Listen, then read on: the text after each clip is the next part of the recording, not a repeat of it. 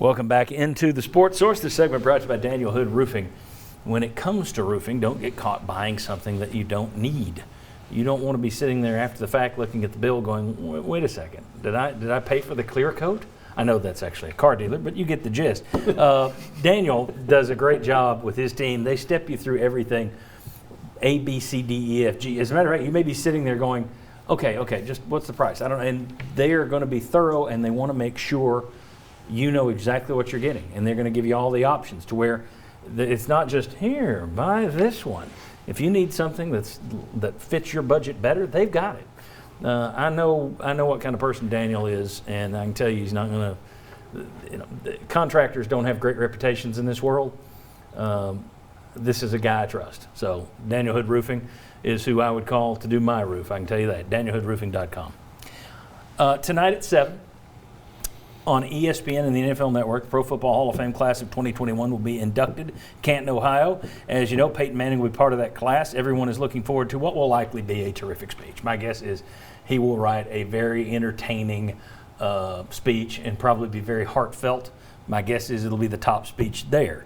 And I think not only do you have the good speech, and it's the end of his long career that just, it's been a long time coming since he arrived at UT in 1994 as a beanpole.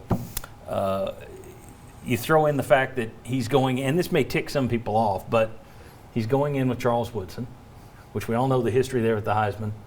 But come on, that's kind of cool that your careers have worked in tandem, and now you both had. I remember people saying, "Well, that guy's never going to do anything in the pros. Peyton's going to." Well, actually, they were both fantastic players. Mm-hmm, they were, and they became friends, and they've said great things about each other. He has invited, which got raised a lot of eyebrows. He invited Tom Brady to come sit with his family and friends in his section, and he even commented. He said, "I don't know how some old Colts teammates are going to feel about that." But Brady then got together with Bruce Arians and some of the Bucs coaches that he's with who worked in Indianapolis and said, come on up there with me. So now they're going up there. I just think it's kind of a storybook. He already had the storybook into the actual career, the playing career, with winning a Super Bowl in the last year. How many guys get to do that? But now you're going in with Woodson. The other quarterback of your era is going to be sitting there in your section. I don't know how often that happens. That was Marino in Montana's was he in that box? I don't know. That kind of stuff is just cool. I think it's a perfect end for the long career of Peyton Manning. Your thoughts on what you expect tonight, or just anything I mentioned there? What do you expect? Yeah, like you, I would expect it to be a great speech. Probably some humor thrown in, some heartfelt messages. He's been the type to we've heard over the years, all these stories of him sending handwritten letters to everyone and things like that. There's going to be some heartfelt thank yous in there to the people who helped him along the way, things like that. I love these speeches. I'm really interested in seeing how he approaches it and what he does with it. Limited time, I think, based on last night's. I don't think they can go as long as they often do, but regardless, it should be a lot of fun. And like you said, it is a kind of storybook thing that he's getting to go in with Charles Woodson. I think in hindsight, I'm sure people here still don't love Charles Woodson for all those reasons. It's not really his fault. It's not his fault. Yeah. But I think it's over time that's changed. Even like you said, he became a great pro, and not that it's a pro award, but it looks better in hindsight now because he didn't just lose to some guy who was a flash in the pan. He lost the Heisman Trophy to a guy who turned out to be an absolute great defensive back in the NFL too. And now they go in together, and like you said, they're friends. So all that stuff's water under the bridge anyway. Chuck, you're the super fan over there. Your thoughts? The super fan.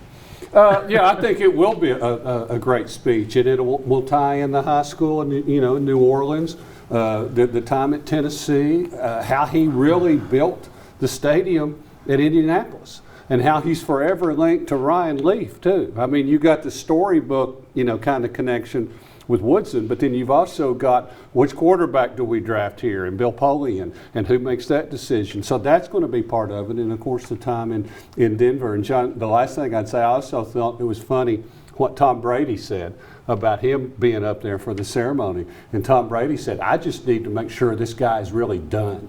So that's kind of neat too. So it's going to be an awesome time, and it's also interesting who's going to introduce Peyton. Because that's always a tough decision, and it's going to be Archie. It's going to be his dad. Mm-hmm. So how much better does that get? Yeah, I mean, I should have put that in my list. I'm glad you mentioned that. But that's another part of it's kind of a, if you've got a Hall of Fame, if you've got a legendary father as a quarterback, you would think you would let him do it, but that's another piece to this. Your legendary quarterback father is going to be introducing you. You're going in with the guy that you've been tied at the hip with. Exactly. You've got a guy there that you asked to come support you, and he's doing it with other guys who's basically they're each other's only peers for their careers. I just think it's kind of cool. Jimmy, your thoughts on the ceremony tonight? What you expect? Well, like everybody else, I expect a good speech. I remember being at the Downtown Athletic Club when Peyton Manning did not win the Heisman Trophy, and the night that Woodson got it. And Peyton Manning looked like somebody lost a loved one. But Bud Ford convinced him, you need to go speak. There's a Knoxville reporter here. Go talk to him. So I'm over there talking to Manning for a few minutes, and next thing you know, there are about 25 people over there talking with him, and about 2 talking to Woodson. I thought that was kind of interesting.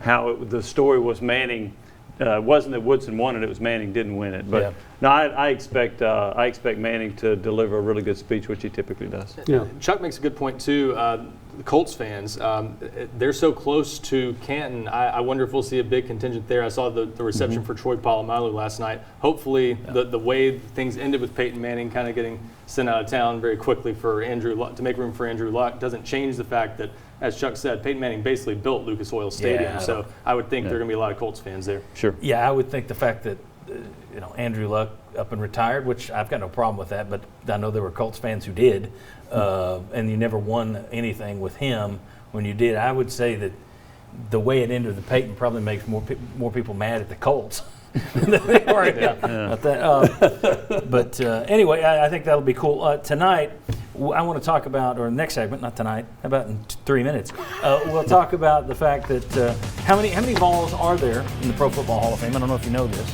We'll discuss that. Chuck, it's a tease. Hold on.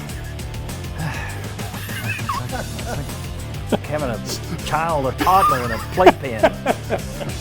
We'll talk about that next. And also, what would it take for someone at Tennessee to ever even equal the amount of love Peyton Manning has gotten here? What would that take? We'll discuss that. Come on back.